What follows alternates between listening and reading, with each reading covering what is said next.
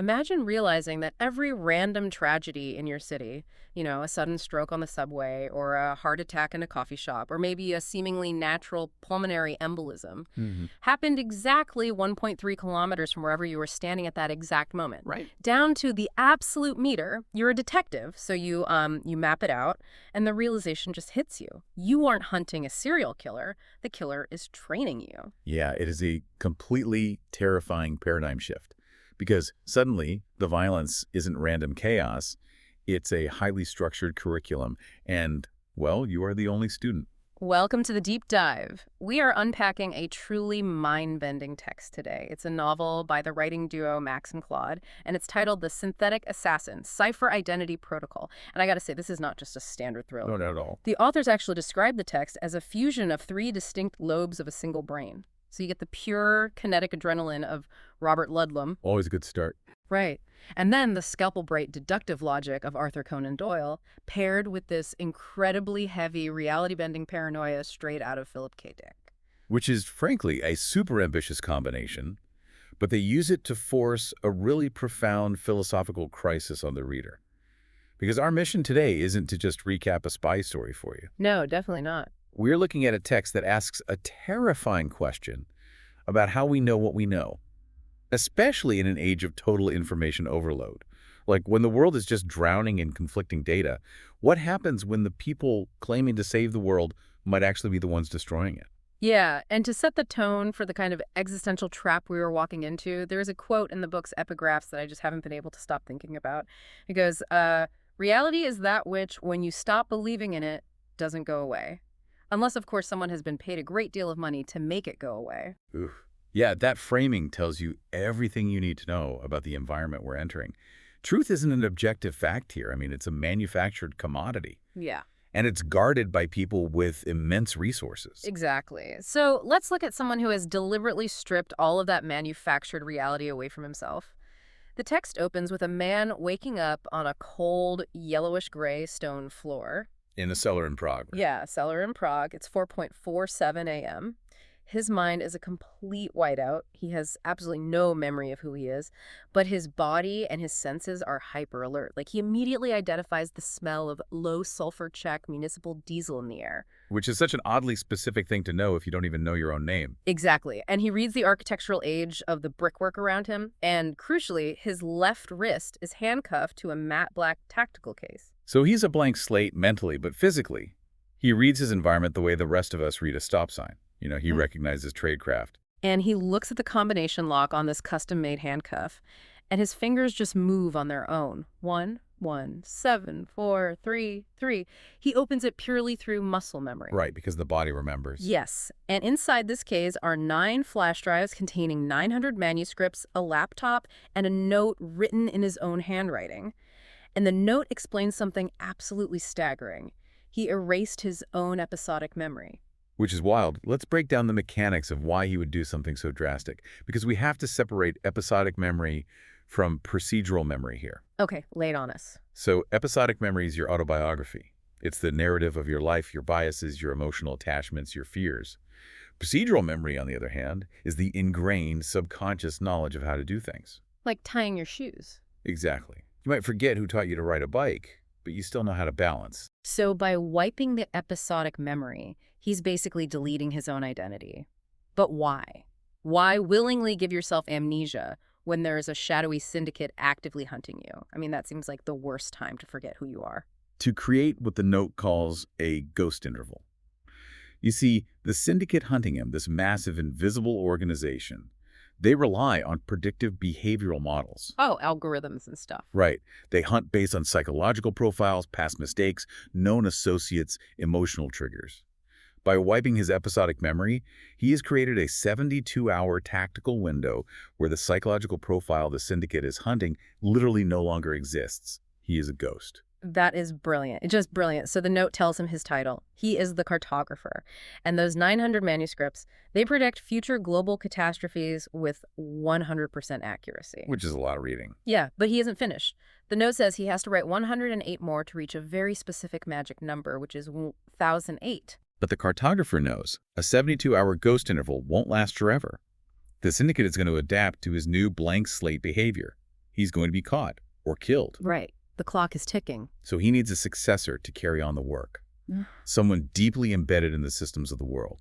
Someone who understands how to build a case based on pure evidence. Which brings us back to that terrifying 1.3-kilometer radius. The cartographer targets Detective Chief Inspector Marcus Vane in London. Now, Vane is the polar opposite of an amnesiac. He's a total documentarian. Exactly. He documents everything. He has kept a daily, microscopic log of his life for 23 years, and he is currently investigating a string of bizarre deaths. Over 11 days, 7 people have died from things like cardiac events and strokes. And on paper, they look like tragic but completely natural medical emergencies. But Vane realizes that every single death occurred exactly 1.3 kilometers from wherever he was standing at that moment. Okay, let's unpack this. Because normally if a killer is orbiting a detective like that, just staying exactly in the perimeter, it's a taunt. Like a game of cat and mouse. Yeah. They're saying, hey, I can see you, but you can't catch me. But the text makes it clear that's not the dynamic here, right? It's definitely not a taunt. The deaths are a carefully constructed curriculum. The cartographer is using death as raw data to construct a new way of seeing the world inside Vane's mind. Okay. Look at the victims. They aren't random bystanders. One is Professor Celia Forthright, who is a cognitive philosopher. Others are financial analysts, data scientists, infrastructure engineers. So what exactly is the lesson? I mean, how does killing a financial analyst teach a detective anything? Each victim represents a node in a complex global system that is failing or being manipulated. The cartographer is basically forcing Vane to look past the individual deaths and see the connections between seemingly unrelated disciplines. Ah, I see. He's teaching Vane how to synthesize information. He's breaking down Vane's reliance on traditional police work and forcing him to adopt the cartographer's own methodology. And Vane finally gets a direct look at this methodology after interviewing the 8th victim, Dr. Elena Kos. She miraculously survives an attack where her heart was temporarily stopped using some kind of invisible neurological technique. Very sci-fi, but grounded. Yeah. And from her, Vane discovers the cartographer's foundation document. It's called Volume 000. Volume 7 details a process the cartographer calls pattern saturation. And it's not mysticism. It is the rigorous, obsessive analysis of massive amounts of publicly available cross-domain data. Right. You take economic policy, political shifts, cultural anxieties, and physical infrastructure, and you just dissolve the silos between them. You know, reading the description of pattern saturation totally reminded me of looking at a magic eye poster. Have you ever done one of those? Oh, yeah, where you have to cross your eyes. Right. If you just stare at the surface of the poster, or if you focus too hard on one specific color, all you see is chaotic, meaningless noise. Static. But if you relax your eyes, stop looking at the individual parts, and let the data kind of wash over you, your brain suddenly adjusts. And the hidden 3D shape just pops out. That is exactly it. The cartographer stared at the noise of global data until the architecture of the shadowy syndicate suddenly popped into 3 dimensions. That analogy holds up perfectly. And it actually explains the math behind the manuscripts, like why the number 1080. The text introduces this concept called topological data analysis. Okay, sounds complicated. Well, topology is essentially the study of geometric properties and spatial relations. So imagine a massive, complex, connect-the-dots puzzle floating in 3-dimensional space. Okay, I'm picturing it. The cartographer calculated that 1008 data points is the exact mathematical threshold where the topology closes. It's the point where the entire global pattern of the conspiracy connects and becomes visible to anyone who looks at it. Wow. But wait, the note specifically said they all have to be published simultaneously. Why not just release them as he writes them to warn people about the disasters? Because the syndicate is a living, breathing system. If you publish the predictions sequentially, one by one, the enemy reads them. And they change their plans. Exactly. They adapt and they change their operations. So the earlier manuscripts become obsolete and the pattern shifts. Ah, so it has to be a total data dump. This is the cartographer's core philosophy, right? Legibility as a weapon. Yes. He knows he can't, like, walk into a skyscraper and shoot his way through a global conspiracy. But if you expose the architecture, if you make the invisible visible, the conspiracy dissolves. Because power that requires absolute secrecy simply cannot survive exposure to the light. It's a beautiful concept, But just as Vane wraps his highly analytical mind around this massive, terrifying conspiracy, the narrative just pulls the floor out from under him. It really does. Because he is contacted by the very syndicate he is supposedly hunting. They call themselves Vantage Meridian. And they send him an encrypted USB drive, and it contains a radically different narrative. This is the turning point of the whole book. This is the part that broke my brain, genuinely. Because Vantage Meridian doesn't even deny that these global catastrophes are happening. They don't deny they are present at the disasters. But they introduce themselves as a private regulatory infrastructure entity, a pre-I. Yeah, and their argument is disturbingly pragmatic. They point out that democratic institutions are inherently sluggish. I mean, they run on 2 to 6 year electoral cycles. They're constantly bogged down by partisan gridlock. Right, nothing gets done fast. But modern crises, like a global supply chain collapse or a rapid AI deployment, they evolve in months, sometimes weeks. Vantage Meridian claims they do not cause the catastrophes detailed in the Cartographer's archive. They claim they manage them. They actually take credit for stopping the 2008 financial crisis from becoming a complete extinction-level event for global markets. They tell Vane, we step in to prevent civilization-ending collapses. It's the ultimate defense. They argue the Cartographer's pattern recognition is flawless, but his causal attribution is completely inverted. What do you mean by inverted? Well, the Cartographer sees them at the site of every global disaster and assumes they are the arsonists. Vantage Meridian claims they are just the firefighters. That is so wild, but I struggle with that, and Vane struggles with it too, because the focal point of this massive disagreement in the text is Volume 901, The Meridian Convergence. The cyber attack. Right, it's an impending cyber attack on the Target 2 European banking settlement infrastructure.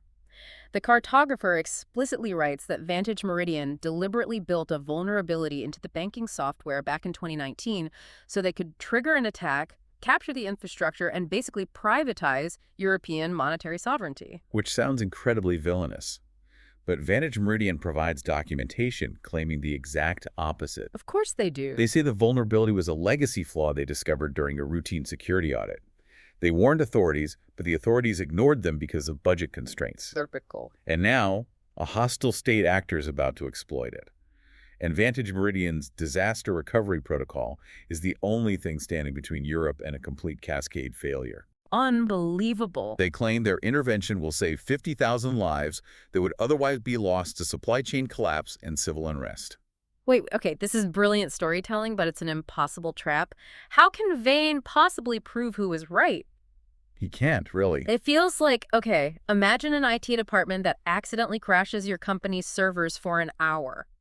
But then they claim they did it intentionally to stop a ransomware attack that would have deleted everything. Oh, that's a great comparison. Right. Do you fire them for crashing the server or promote them for stopping the ransomware? You can't prove the ransomware was actually going to trigger. You've hit on the core epistemological crisis of the novel right there.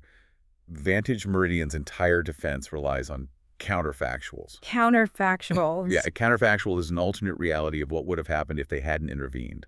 But you cannot prove a counterfactual. You cannot gather evidence for an event that did not actually occur. Oh, man. So both narratives flawlessly fit the exact same set of evidence.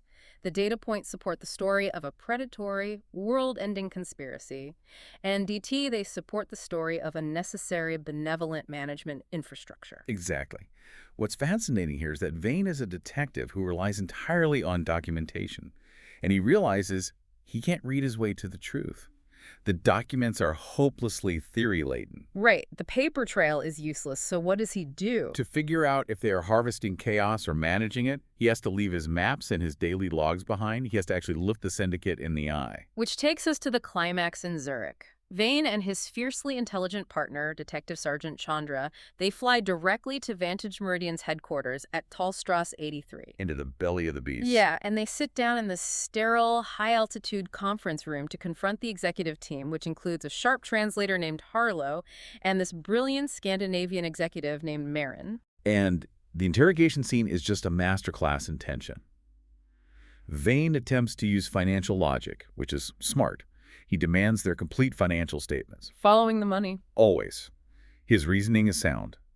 If Vantage Meridian is making extraordinary, unprecedented profits during these crises, they are harvesting the chaos. They are the arsonists. Right.